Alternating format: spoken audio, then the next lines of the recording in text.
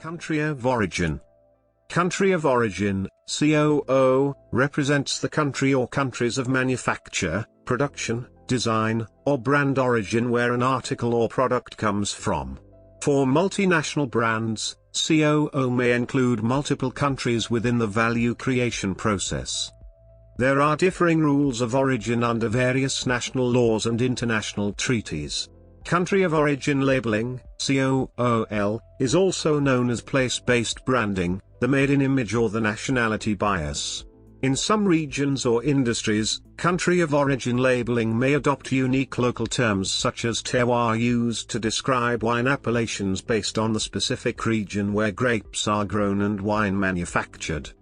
Place-based branding has a very ancient history. Archaeological evidence points to packaging specifying the place of manufacture dating back to some 4,000 years ago.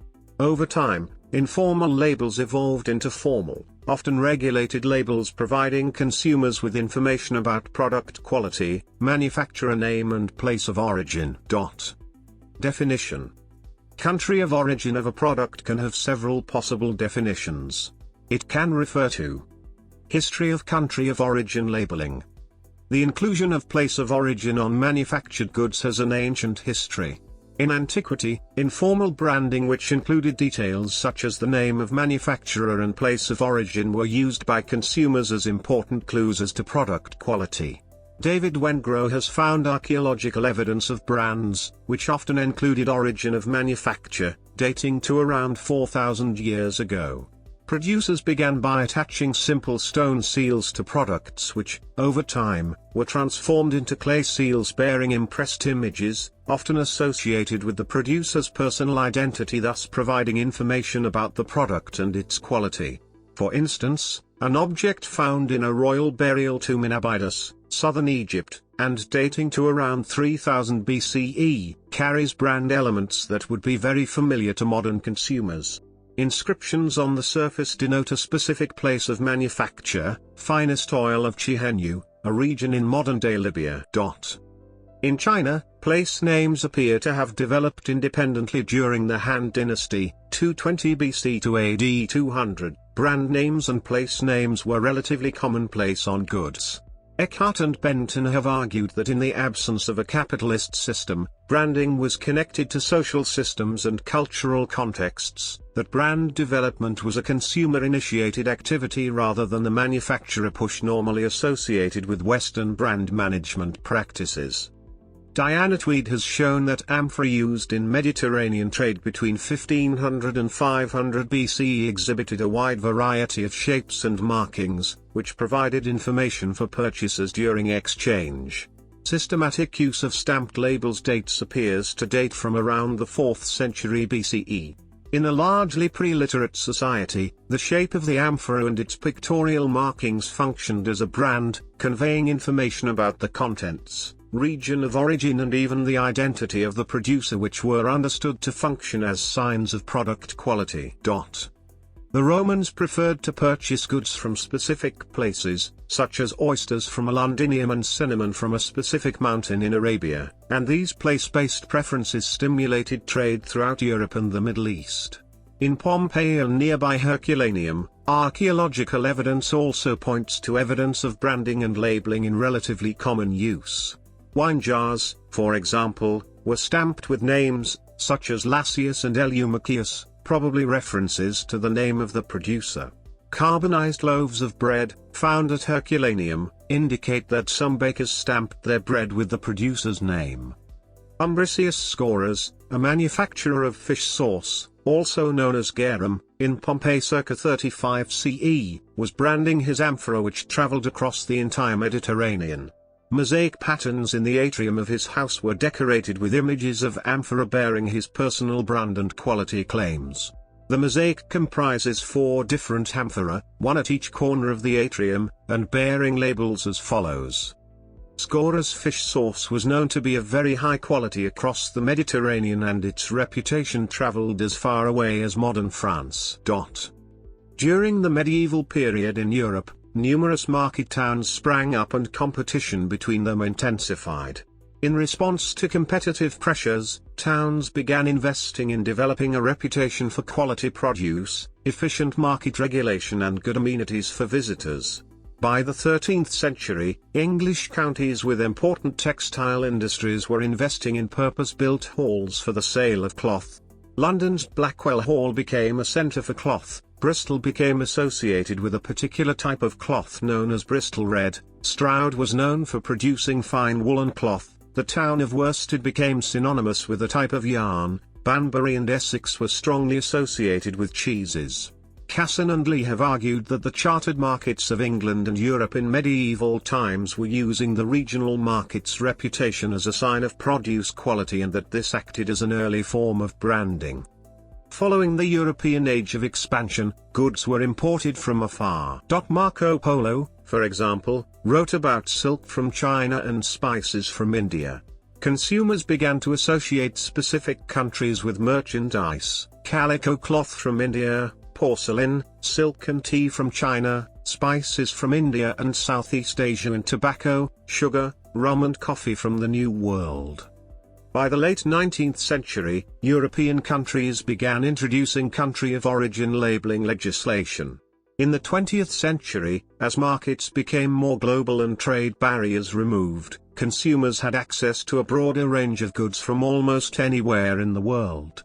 Country of origin is an important consideration in purchase decision-making. Effects on consumers. The effects of country of origin labeling on consumer purchasing have been extensively studied. The country of origin effect is also known as the made-in image and the nationality bias. Research shows that consumers' broad general perceptions of a country, including of its national characteristics, economic and political background, history, traditions, and representative products, combine to create an overall image or stereotype that is then attached to the products of that country or countries, as occurs for multinational brands. For example, a global survey carried out by Nielsen reported that country of origin image has a significant influence on consumer perceptions and behaviors, and in situations in which additional information is unavailable or difficult to get can be the sole determinant of whether or not someone buys a product. Its effect is strongest on consumers who do not know much about the product or product type, and weakest on consumers who are well informed. Sensitivity to country of origin varies by product category. It is strongest for durable goods and luxury goods and weakest for low-involvement product categories such as shampoo and candy. In various studies it has also been proven that the country of origin effect also applies to services.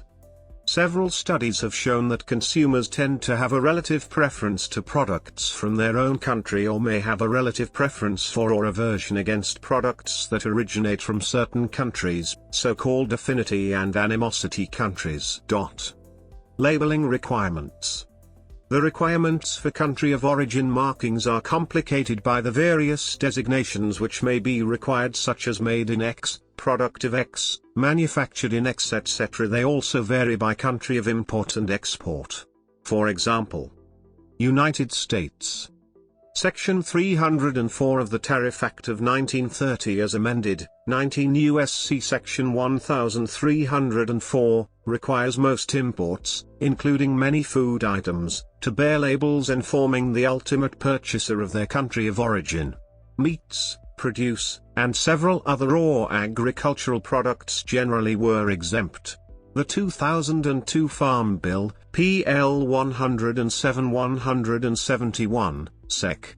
10816, however, contains a requirement that many retail establishments provide, starting on September 30, 2004, country of origin information on fresh fruits and vegetables, red meats, seafood, and peanuts. However, the consolidated FY 2004 appropriation, PL 108-199, signed January 23, 2004, delayed this requirement for 2 years except for seafood. The Textile Fiber Products Identification Act and Wool Products Labeling Act require a Made in USA label on clothing and other textile or wool household products if the final product is manufactured in the U.S. of fabric that is manufactured in the US, regardless of where materials earlier in the manufacturing process, for example, the yarn and fiber, came from. Textile products that are imported must be labeled as required by the Customs Service. A textile or wool product partially manufactured in the US and partially manufactured in another country must be labeled to show both foreign and domestic processing. On a garment with a neck, the country of origin must be disclosed on the front of a label attached to the inside center of the neck, either midway between the shoulder seams or very near another label attached to the inside center of the neck. On a garment without a neck and on other kinds of textile products, the country of origin must appear on a conspicuous and readily accessible label on the inside or outside of the product. Catalogs and other mail-order promotional materials for textile and wool products, including those disseminated on the Internet, must disclose whether a product is made in the U.S., imported, or both. The Fur Products Labeling Act requires the country of origin of imported furs to be disclosed on all labels and in all advertising. The American Automobile Labeling Act requires that each automobile manufactured on or after October 1, 1994, for sale in the U.S. bear a label disclosing where the car was assembled, the percentage of equipment that originated in the U.S. and Canada, and the country of origin of the engine and transmission. Any representation that a car marketer makes that is required by the ALA is exempt from the Commission's policy. When a company makes claims in advertising or promotional materials that go beyond the ALA requirements, it will be held to the Commission's standard. The Buy American Act requires that a product be manufactured in the U.S. of more than 50% U.S. parts to be considered made in USA for government procurement purposes. For more information, review the Buy American Act at 41 U.S.C. Sections 10A-10C, the Federal Acquisition Regulations at 48C.F.R. Part 25, and the Trade Agreements Act at 19 U.S.C. Sections 2501 to 2582. The Lanham Act gives any person, such as a competitor, who is damaged by a false designation of origin the right to sue the party making the false claim.